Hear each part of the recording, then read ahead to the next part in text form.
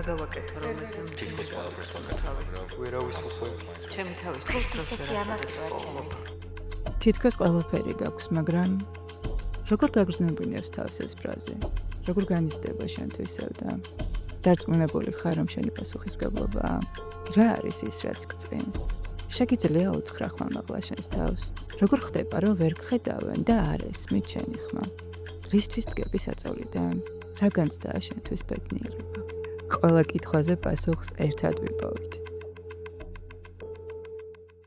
ფანატიზმი ეს არის მდგომარეობა, რომელიც პირდაპირ წაახალისებს ადამიანის აგრესიულობას. ანუ არიან ისეთი რადიკალური დაჯგუფებების წევრები, რომლებიც სამართლიანად თვლიან, რომ აქვთ უფლება სხვა მისგან განსხვავებული ადამიანი არც კი არსებობდეს და აი ეს უსურვონ მას. გაერთიანებული არიან მაგალითად რელიგიის გარშემო, პოლიტიკური შეხედულების გარშემო.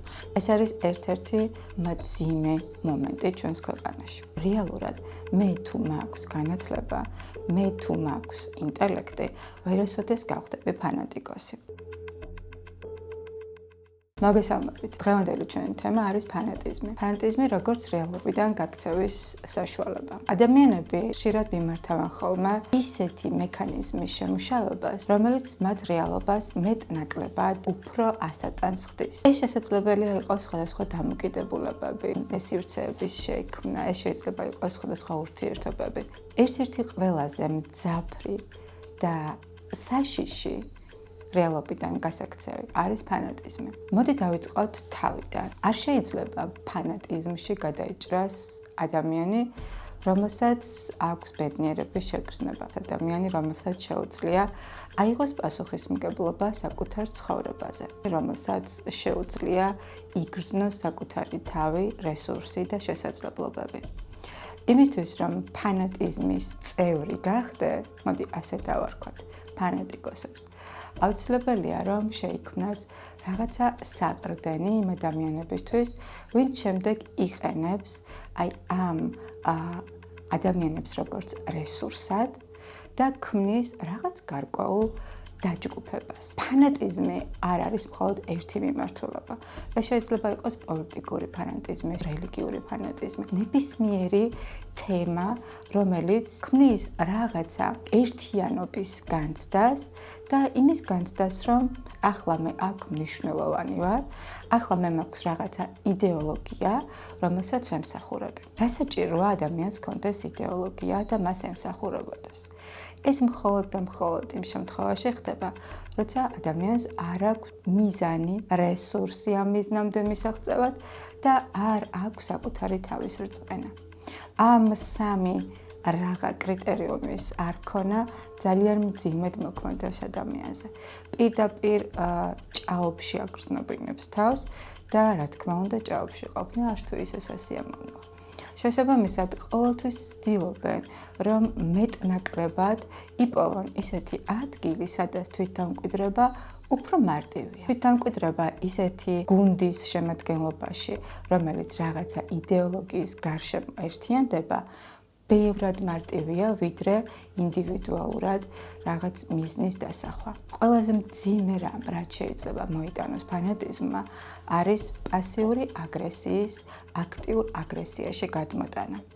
ფანატიზმი ეს არის მდგომარეობა, რომელიც პირდაპირ წაახალისებს ადამიანის აგრესიულობას სხვა მისგან რადიკალურად განსხვავებული შეხედულების მქონე ადამიანების მიმართ. რატომ ხდება ეს პროცესი და როგორ ხდება, რომ საერთოდ ადამიანები რაღაცა გარკვეული წარმოდგენის და იდეოლოგიის ქვეშ ერთიანდებიან? წარმოიდგინეთ მდგომარეობა, როდესაც წლების განმავლობაში არ შეუძლია გამოხატოს ადამიანმა თავისი დაგროვილი ენერგია, ეგრეთ წოდებული აგრესია, სხვადასხვა მიზეზების გამო. განსაკუთრებით არის მიუღებლობის მომენტი, როდესაც იცის, რომ მისგან გამოხატულ ამ აგრესიას არ მიიღებენ, ან არ იქნება გაგებული. უბრალოდ აკრძალულია სოციუმში, რომ გამოიხატოს ესა თუ ის ემოცია მისგან. და უცბად მოხვდება იმ ისეთ ადგილას, სადაც არა თუ მისაღები, არამედ წახალისებულიც კი შეიძლება იყოს მის მიერ გამოხატული აგრესია. ფანატიზმი საკმაოდ გავრცელებულია დღეს ჩვენს საზოგადოებაში. სოციალურ ქსელში ძალიან ბევრჯერ გვინახავს ალბათ თვითონ ჩვენთაგანს, როგორ შეუძლიათ აგრესიის გამოვლენა ადამიანებს ერთმანეთის მიმართ. და ეს ადამიანები რაღაც გარკვეულ დაჯგუფებას წარმოადგენენ ხოლმე. დაჯგუფებას უხეშად, რა თქმა უნდა. გაერთიანებული არიან მაგალითად რელიგიის გარშემო, პოლიტიკური შეხედულების გარშემო. ანუ არიან ისეთი რადიკალური დაჯგუფებების წევრები, რომლებიც სამართლიანად თვლიან, რომ აქვთ უფლება სხვა მისგან განსხვავებული ადამიანი არც კი არსებობდეს და აი ეს უსურვონ მას. ძალიან საშიშია, როდესაც ფანატიზმის ჭრდილს ქვეშ თუ ფრთის ქვეშ ერთიანდებიან ასეთი დიდხანს აგრესია შეკავებული ადამიანები. რელიგია როგორც ფანატიზმის იდეოლოგია. ეს არის ერთ-ერთი ყველაზე გავრცელებული და ყველაზე მძიმე მომენტი ჩვენს ქვეყანაში. ალბათ ძალიან ბევრ ჩვენთაგანს შეხვედრია ისეთი ადამიანი, რომელიც რელიგიის სახელით და რწმენის სახელით ძალიან მარტივად, აგრესიულად შეიძლება იყოს მიმართული სხვა ადამიანის მიმართ. წყევლა მაგალითად ერთ-ერთი მნიშვნელოვანი მომენტია ამ დროს. ეს ადამიანები, რომ კითხოთ, რას აკეთებენ, აუცილებლად გეტყვიან, რომ ცდილობენ, რომ ყველასთვის გასაგები გახადონ, როგორი მნიშვნელოვანია, რომ გწამდეს ღმერთი, იყო მორჩილი, პატივისცეს სხვას. თუმცა, თუ დააკვირდებით, აუცილებლად დაინახავთ, რომ არც ერთ ამ კრიტერიუმს თავად არ აკმაყოფილებენ. ეს არის უბრალოდ მომენტი, რომელიც მათ აძლევს იმის საშუალებას, რომ ამ იდეოლოგიის საფუძველზე გამოხატონ აგრესია და ის მათთვის ძალიან მნიშვნელოვანი მესიჯები გადმოაფრქვიან, რომელსაც მთელი ცხოვრების მანძილზე უბრალოდ ინახავდნენ, იმიტომ რომ არ შეიძლებოდა.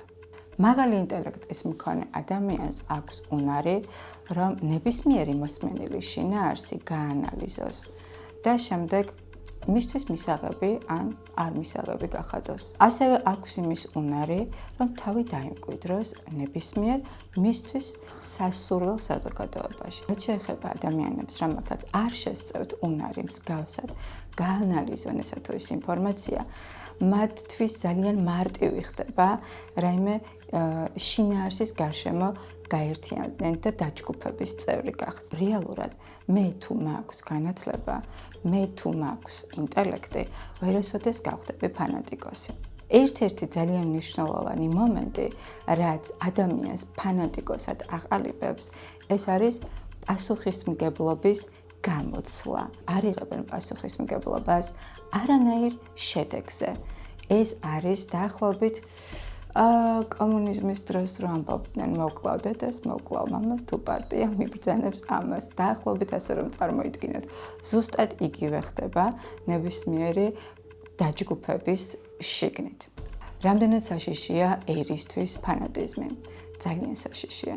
საშიშია ზუსტად იმ აგრესიის გამო, რომელსაც ასე ლეგიტიმურად გამოხატავენ ადამიანები ერთმანეთის მიმართ.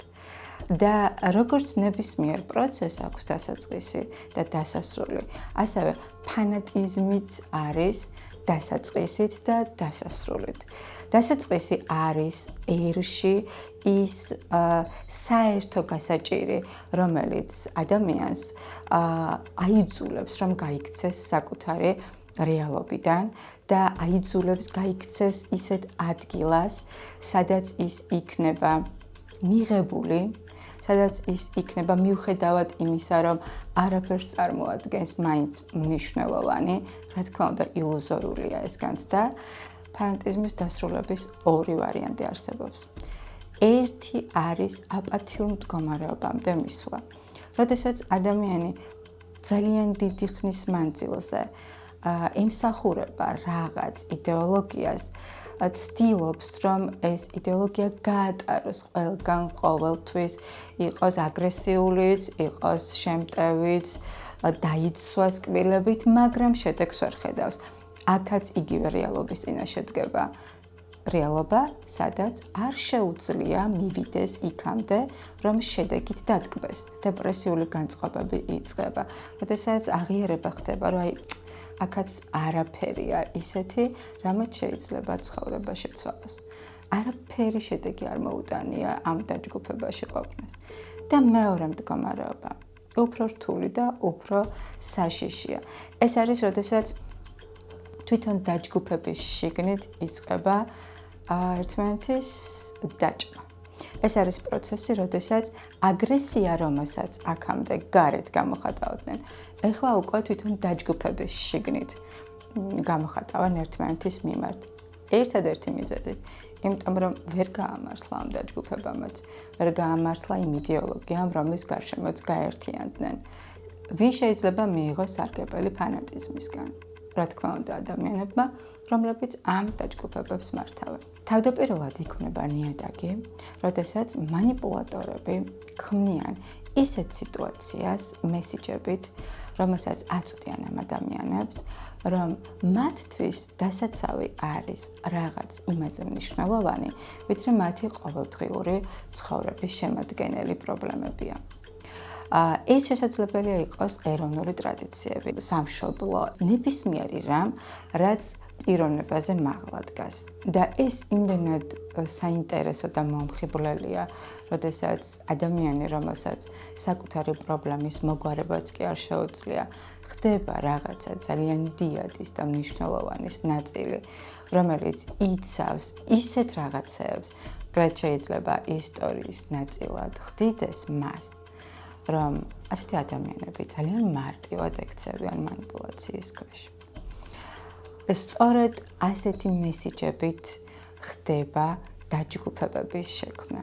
თუ დააკვირდებით, საქართველოში ბევრი ასეთი დაჯგუფების პოვნა შეიძლება. ბევრი ადამიანი არის ის, ვისაც შეუძლია ჭკვიანი მანიპულაციით ადამიანები, რომლებსაც დღეს ნამდვილად და რეალურად უჭირთ, გახადონ ისეთი დიადი მიზნის მიღწევისთვის მებრძოლები, როგორიც არის მაგალითად ქართული ტრადიციები. და ეს ყბადაღებული ქართული ტრადიციები, რომ კითხოთ ამ ადამიანებს, ალბათ ვერც კი გეტყვიან, რას ემსახურებიან. ერთ-ერთი ყველაზე ყბადაღებული მესიჯი ჩვენს ქვეყანაში დღეს არის არატრადიციული სექსუალური ორიენტაცია. რამდენად საშიშია, როგორ იწვევს ჩვენს გადაგვარებას, როგორ შეიძლება, რომ ამან დაგვაკარგვინოს ჩვენი ტრადიციები და ქართველობა. რეალურად ადამიანს თუ შესწევს იმის უნარი, რომ მოიძიოს ეს ინფორმაცია არატრადიციული სექსუალური ორიენტაციის შესახებ, აღმოაჩენს, რომ არ მხოლოდ ადამიანებში, არამედ ცხოველებშიც არსებობენ მსგავსი ინდივიდები და ეს არის ისეთივე ბუნებრივი მდგომარეობა, როგორიც მაგალითად ჰეტეროსექსუალიზმია. უბრალოდ ამის გამოყენება ძალიან მარტივია. საშიში მესიჯის გაგზავნის საშუალებას იძლევა მანიპულატორების მხრიდან. ნებისმიერი იდეოლოგია, რომლის გარშემოც ერთიანდებით, ეს არის მანიპულაციის საშუალება. და ყოველთვის, როდესაც რაღაცას ვემსახურებით, აუცილებელია, რომ უბრალოდ გადავამოწმოთ, რა ხდება, რამდენად რეალურია, რას ვიცავ, რისთვის ვიცავ და რა არის ის, რას სარგებელსაც მაძლევს ჩემი ნებისმიერი მოქმედება, ნებისმიერი იდეოლოგიის მიმართულებით.